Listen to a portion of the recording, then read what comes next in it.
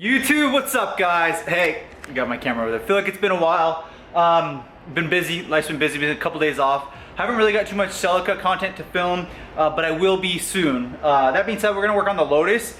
Why? Because this thing is still in a bunch of pieces and I wanna put it back together because I wanna drive it before the end of the summer. I want to boost it and drive it and have fun with it and use it like it's supposed to be used instead of it just be sitting in the garage collecting a bunch of dust. That being said, let's work on the back end. I'm actually pretty much ready on the front end. All I need to do is get my clam back, which I don't have. So I'm currently just clamless on the front, but once I get the clam, this thing is ready to go. No more oil leaks or anything on the front of it. It's all really good. Looks black looks good with the black. I think that looks amazing. The hinge covers are on here, right here. The access panels are on there. So EXIGE hinge covers, EXIGE access panels. But at the oh yeah, carbon fiber. Oh my gosh, I just need to take photos of this car. Carbon fiber. That being said, what are we working on today? So right there, that's the lower tray, a diffuser, the under panel. It runs underneath where the 2ZZ is located. But look, the 2ZZ on this MR2 on this Lotus has been leaking for a while, and I don't know why or where, but it's from right there and back. And it's been like that since I got it. I just didn't know because of that under tray pan over there. So let's go ahead and find out why this thing is leaking, and then I'm gonna show you a couple other things I'm gonna do. The first thing I'll do is wipe it all up. So let's clean it up so I can get underneath there. Okay, so after being underneath the car for a while and kind of studying what's going on down here, this is a Moroso oil pan. These are really cool, very expensive race oil pan. Very cool. That being said, if you guys, I'm kind of shaky, so I'll hold it still right there. Do you guys see that nut right next to the turbo drain feed where it drains back into the oil pan? That's where the oil's coming from, right there. And I don't know why, but let's zoom in. That bolt there, it's dry everywhere else. That's the only wet part of the entire engine is that right there. So maybe if I just do a righty-tighty and tighten that, it will stop dripping. I just don't really want to. If you look at the rest of it, it's all clean everywhere else. It's just not there. But it'd be interesting why it's just coming from that one bolt. So I'm not sure how that's working on there. Maybe, I'm not sure why. But let's just try to do a righty-tighty and maybe it'll fix it. Let's try. I totally forgot. I have a really nice. Look how tiny that little light is right there. My brother-in-law got me with it. That's awesome. Thanks, man. That's the leak. This guy. You guys look at my finger. So I wiped this all clean. You can see that right there. The oil's on it. But look, watch. It's like a loose tooth. These are all tight. They're all tight. That one, it does look like there's a little bit of moisture around here. But this 10mm was super loose. This one was super loose. So I'm gonna actually see if I can tighten this. And then I think the oil is coming out from around the seal. So this part right here, I think the oil is coming out there. So I'm gonna see if I have some kind of glue to put in there, a filler. I think I just made a gasket recently, so I should have some of that. But there's like you can see that they use there's a gasket maker around here, which they did a pretty good job. It's just coming probably from the crank or from the block. This block is like brand new, look at that thing. From the inner block through here, this little part right here. So the gasket maker probably didn't make it around there, and that's where it's leaking out from. So let's go ahead and see if that'll fix it. Alright, I don't know if you guys have the vertigo and you have no idea where you are. But again, we're upside down. That's that drain feed. There is an Allen wrench that goes into those, so you can do righty-tighty on it to get a much more tight seal, and then you can throw the 10mm 10mm nut over it. But that's how I'm getting that tighter so we don't have an oil leak down there anymore. Interesting, the whole rest of the car is dry, just that little spot. So I didn't want to use Loctite. I have Loctite, but I didn't want to, just in case. So I'm going to use this Fix-All adhesive super glue. It actually works pretty good.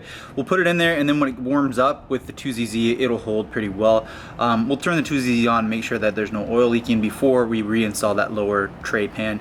But I am going to show you guys on the next video how to install or to change the Lotus Elise or EXIGE oil, how to change the oil. Okay, so this is that drain feed. It's hard to explain how you guys are sitting, but this is actually vertical. And so if you look up here, this is the one that we just fixed. I put that glue in there. That thing was dry and it was good. This one right here is good. This is the one we're working on. Look, it's wet right here. You guys can see the oil. So we removed the 10mm nut off there, And then we're gonna do lefty-loosey with that Allen wrench. If I can get something in here, I don't know if I'll be able to get it in there or not. It's interesting how they got that up in there. I'll pull this out, put glue on it, and then put it back in to make sure that we get a nice, no more oil leaks. That drives me nuts. And it was leaking a lot in my opinion, but this is the only spot. The rest of the engine's all dry, so I'm assuming it was from these. But we'll see what I can do. Okay, so it's on. Let me grab my light. Hilarious. Check this out. The exhaust is coming out right here, so that's pretty funny.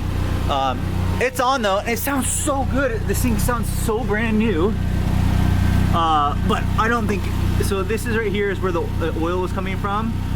We'll leave this on for about 10 or 15 minutes and to see if any oil comes out of any of this area.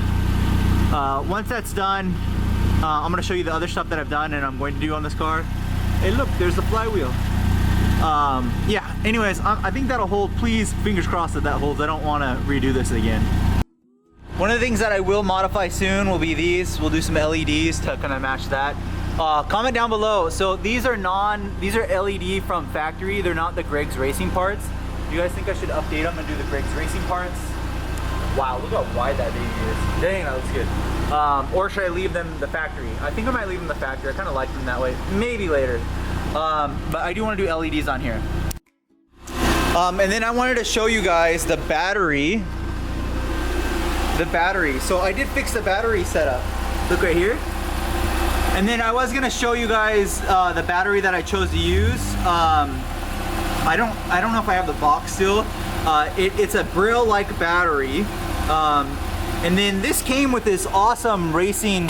Look at that, how that's mounted in there. So it's an ultra-light racing battery. It's a Braille battery, Braille style, Braille size racing battery. Very, very light. I think maybe 15 pounds, maybe this one is, or 12 pounds, I'm not sure, 15 pounds. And then it has a kill switch.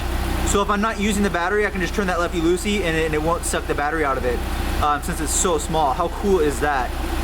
Really, really like that. But I did reset that all together. I haven't done that since I've owned the car. The battery's just kind of been floating around, so I'm really happy that I got that together.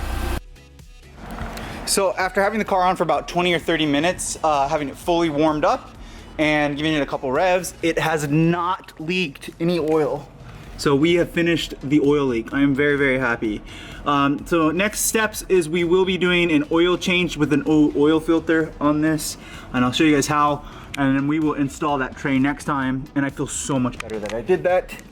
And then I will tighten the back of this all up, and then the next time I will get a rear exhaust built, a custom one that comes out the middle. That'll be the next one. For the last thing that we're gonna do in this video, I think I showed you guys that I did. I reinstalled that and I'm happy that I did that. It looks really good in here. It looks like brand new. Turbo, baby, thing's sick. I should do a tour of the entire turbo kit. We'll do that once I have the car more out in a visible area instead of the garage. Last things last, let's put a new license plate on. You want to delete your rear grille, this is for sale. You can use this as a license plate frame mount. So this is for sale on MITCHDORE.com. Also, if you want a race tow hook, this is on MITCHDORE.com. Also Lotus Talk. So if you guys want those, swing by Lotus Talk or MITCHDORE.com. Let's grab the license plate. So there's the license plate, and then how cool is this? Redline Ricer, thank you so much. He gave me two of these, a front and back, but I usually only run the rear plate, not the front plate. So we're gonna mount this, I think that's what it sounds like, the Evo 1829. That being said, let's go ahead and mount this with the new carbon fiber. That looks so good. Yes, so if you have to rock a license plate, might as well get carbon fiber. How sweet is that? Thank you so much, Redline. I really appreciate it. That's awesome. We will button all this up. As you guys can see, it's kind of loose right here. I'll do that on the, probably after I change the oil, because I don't want to button all that up and then have to tighten that one up. So I'm gonna wrap up the video here. I fixed the oil leak. I'm so happy that I got that done. And it's sunny today. I'm really, really happy that I got the oil leak finished. That was one of the things that was driving me nuts. I'd come into the garage, it was dripping. This car actually had two oil leaks. It had one on the front oil coolers because they weren't clamped down enough. All you had to do is tighten them. The torque wasn't tight on the oil coolers on the drain side, the lower part of it. And then also the oil leak on the back here, and that was due to the oil pan not having those studs and nuts tight enough. So fix those. turn the car on, let it run for 30 minutes, no oil leaks. How awesome is that? So I'm really happy. Make sure to hit the like button. I feel like this car is getting really close to getting back on the road. I just need my front clam to be finished getting repainted, painted, and then repainted, having it all buffed out and be perfect. And then once I get the clam, I'll put the wheels back on after I do the oil change, and we'll go and start driving this thing around. I'm really excited. I got a lot of other little mods that I need to do too, so it's just gonna keep on getting better and better just with drivability now. So make sure to hit the like button, subscribe, and I'll see you on the next video, guys.